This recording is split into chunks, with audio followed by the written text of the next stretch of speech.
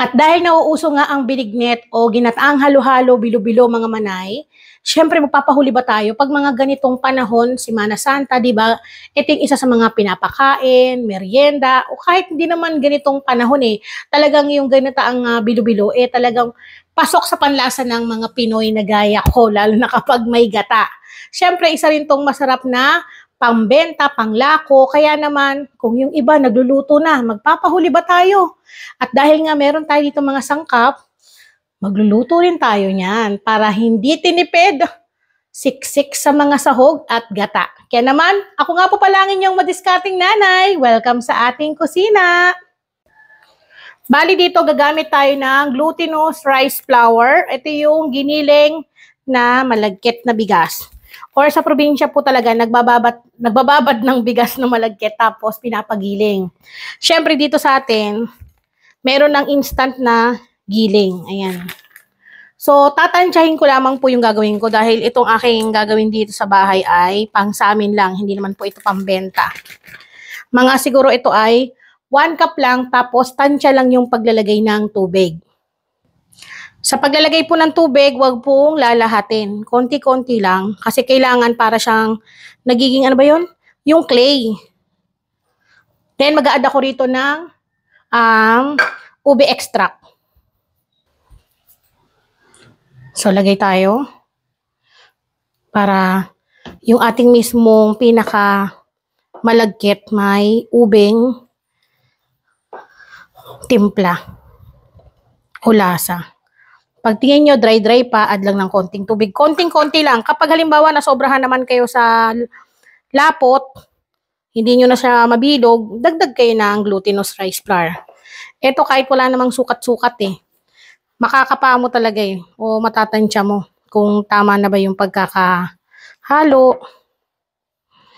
Ganyan lang, konti lang yung kailangan namin dito kasi mabigat to sa tiyan itong ganitong malagkit na bilo-bilo. Kung ayaw ninyo ng may flavor na ube, kahit huwag nyo lagyan, optional lang din naman yan. At kung meron kayong pandan leaves, lagyan ninyo mga manay kasi maganda yon.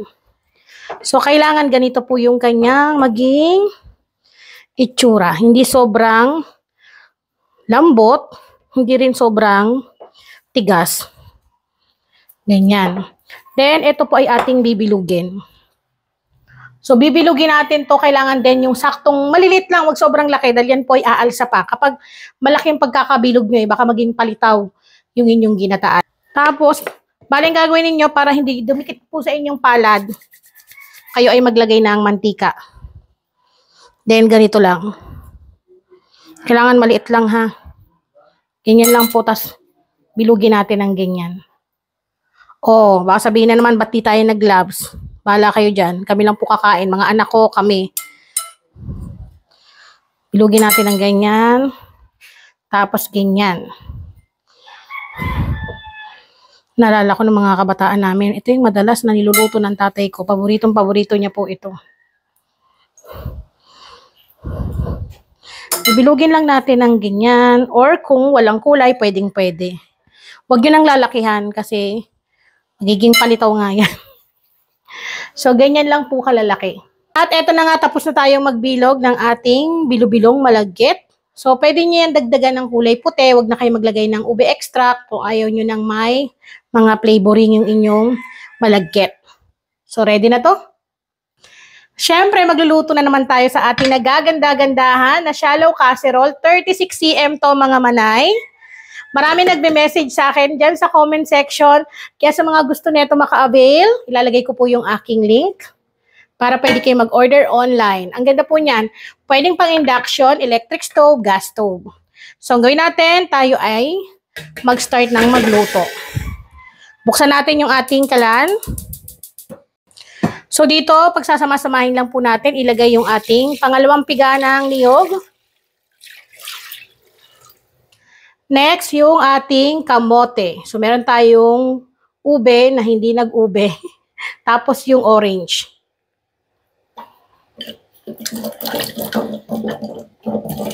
Lagay na natin yan dyan para sumabay na sa pagpapalambot.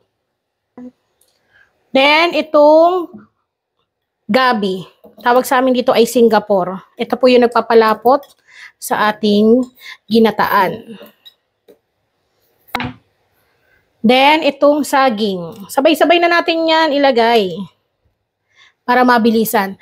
Ngayon, kung meron nga po kayong dahon ng pandan, lagyan nyo po.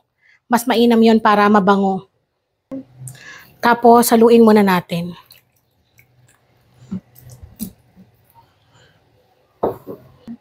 Then, takpan muna natin at pakuluin. Once na kumukulo na, i-check ulit natin. At hahaluin natin yan.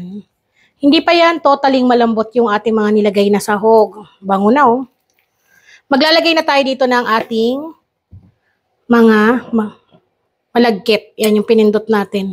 Or binilog. Sa amin kasi tinawag dito pinindot dahil pinipindot kapag binibilog. Lagay na natin lahat yan. Para masabay din sa pagpapalambot.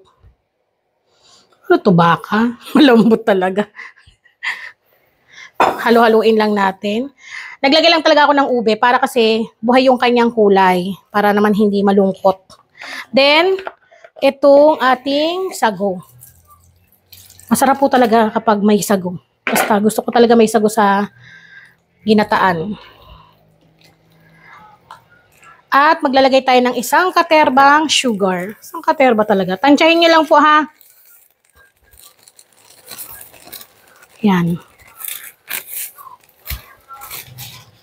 So yung paglagay ko po ng asukal ay nasa 1 1/4 cup lang po ng sugar. Dadagdagan ko yan kapag tingin ko ay kulang.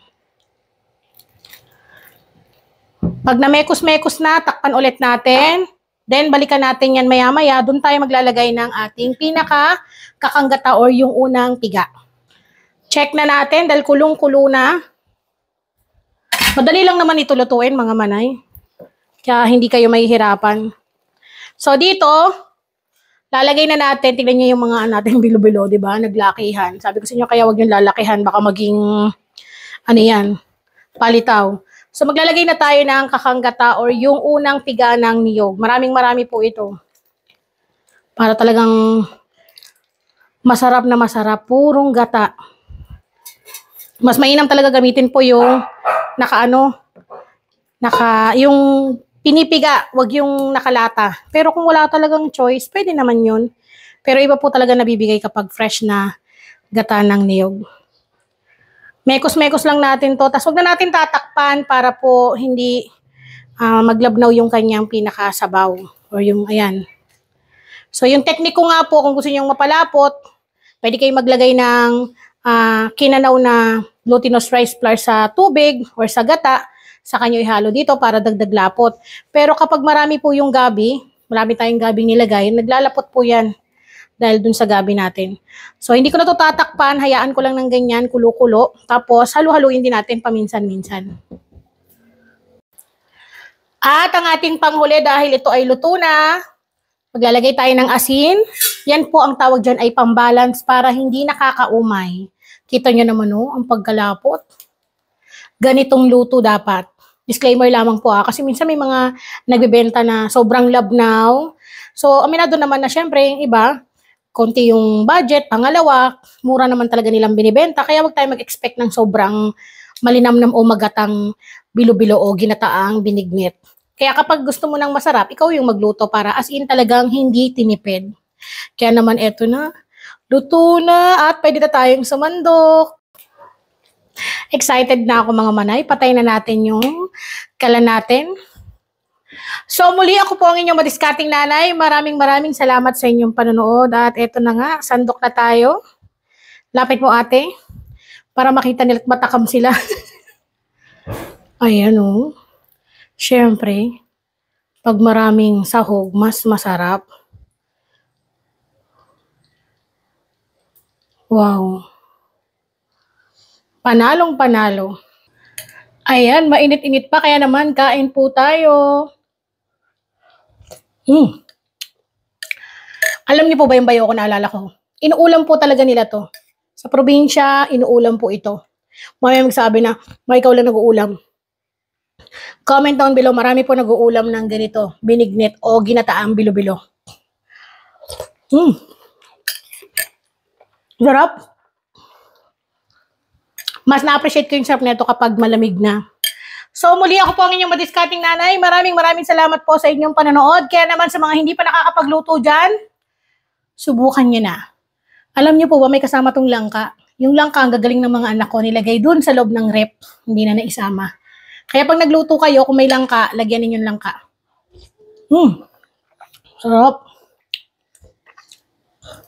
Kain tayo?